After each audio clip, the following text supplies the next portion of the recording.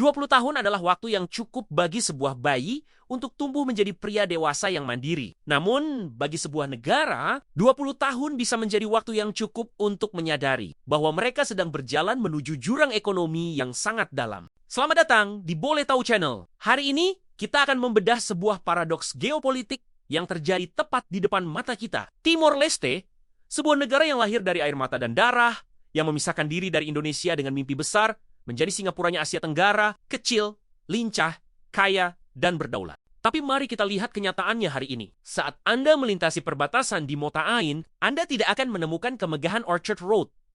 Anda justru akan menemukan sebuah ironi, sebuah negara merdeka yang untuk urusan perut saja. 80% kebutuhannya masih harus disuapi oleh mantan provinsinya sendiri, Indonesia. Kenapa impian besar itu gagal total? Mengapa dana abadi migas mereka yang tadinya bernilai miliaran dolar kini disebet-sebet akan habis dalam waktu kurang dari 5 tahun? Dan yang paling penting, apakah Timor Leste sedang terjebak dalam skenario di mana mereka merdeka secara bendera, tapi terjajah secara ekonomi?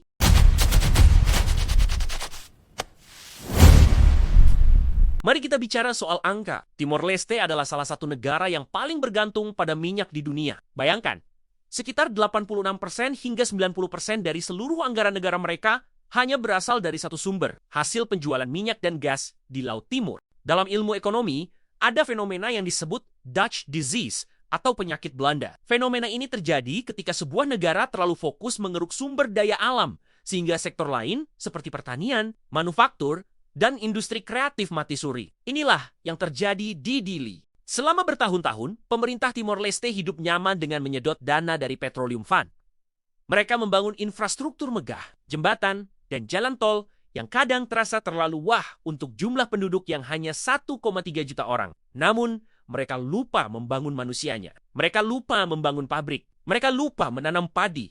Hasilnya, ketika ladang minyak Bayu Undaniang menjadi tulang punggung utama, mereka mulai mengering pada tahun 2023. Kepanikan mulai melanda. Jika tidak ada pemasukan baru, Timor Leste harus mengambil uang dari tabungan pokok mereka. Masalahnya, tabungan itu ada batasnya. Tanpa adanya proyek Greater Sunrise, yang sampai sekarang masih tersandera negosiasi alot dengan Australia, Timor Leste sedang menghitung hari menuju kebangkrutan fiskal. Sekarang, mari kita lakukan perbandingan yang seringkali membuat para elit di Dili merasa gerah. Kita bandingkan Timor Leste dengan tetangga terdekatnya, Provinsi Nusa Tenggara Timur atau NTT.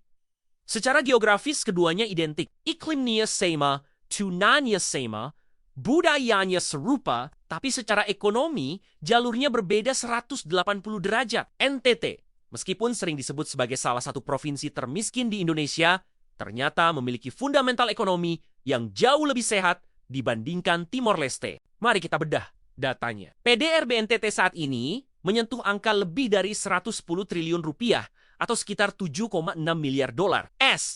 Bandingkan dengan PDB Timor Leste yang hanya berada di kisaran 2 miliar dolar AS. Artinya, ekonomi satu provinsi di Indonesia 3 kali lipat lebih besar dari satu negara berdaulat di sebelahnya. Kenapa ini bisa terjadi?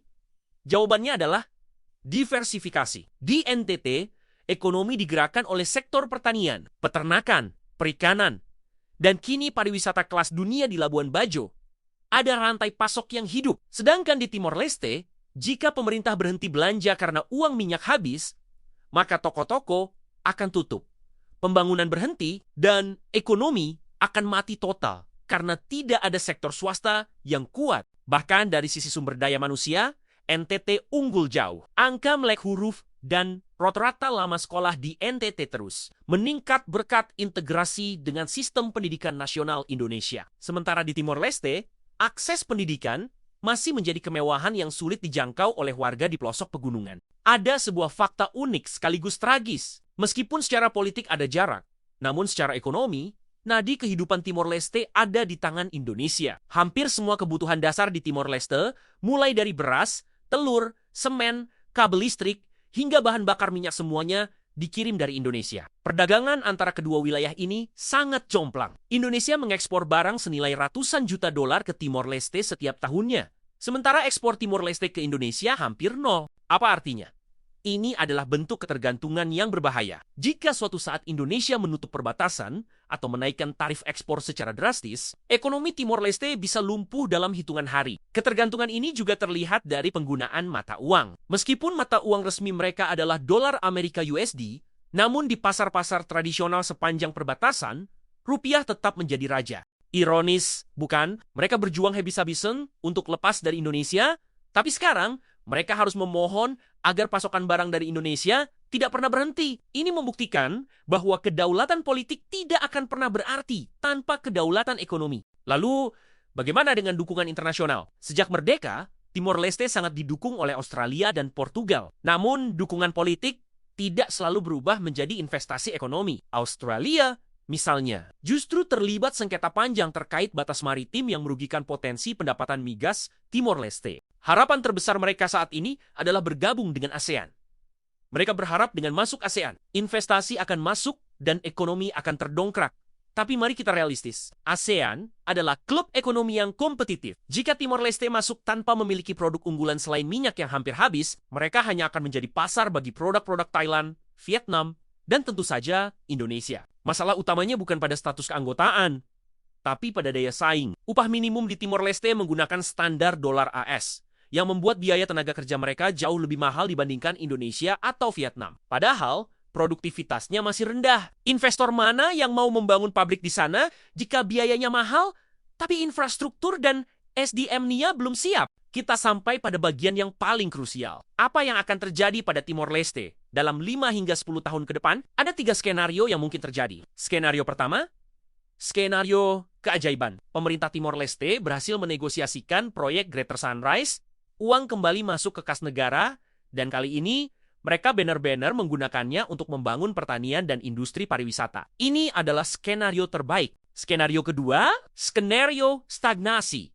Mereka terus bergantung pada utang luar negeri, mungkin ke Tiongkok. Kita tahu apa risikonya jika terjebak dalam utang Tiongkok. Aset-aset strategis bisa berpindah tangan. Skenario ketiga, skenario integrasi ekonomi, Timor Leste menyadari bahwa mereka tidak bisa hidup sendiri. Mereka akhirnya menurunkan ego politik dan memilih untuk melakukan integrasi ekonomi total dengan Indonesia, menjadikan wilayah mereka sebagai zona ekonomi khusus yang terhubung erat dengan NTT. Kemerdekaan sejati bukan hanya tentang memiliki bendera sendiri di depan gedung. PBB, kemerdekaan sejati adalah ketika rakyatmu tidak lagi harus mengimpor nasi dari negara tetangga untuk sekadar makan siang. Timor Leste saat ini berada di persimpangan jalan yang sangat menentukan wajah mereka di masa depan. Analisis ini bukan untuk mendiskreditkan perjuangan sebuah bangsa. Ini adalah pengingat bagi kita semua, termasuk bagi kita di Indonesia, bahwa kekayaan sumber daya alam hanyalah bonus yang bisa habis kapan saja. Kekuatan sejati sebuah negara ada pada kualitas manusianya dan kemandirian ekonominya. Bagaimana menurut kalian? Apakah Timor Leste melakukan kesalahan fatal dalam strategi pembangunan mereka? Ataukah memang sudah takdirnya sebuah negara kecil akan selalu sulit untuk berdiri tegak di tengah persaingan global yang kejam? Tuliskan analisis kalian di kolom komentar. Mari kita berdiskusi secara sehat dan cerdas. Jangan lupa klik like jika kalian suka dengan pembahasan mendalam seperti ini. Dan pastikan kalian sudah subscribe agar tidak ketinggalan video analisis geopolitik selanjutnya.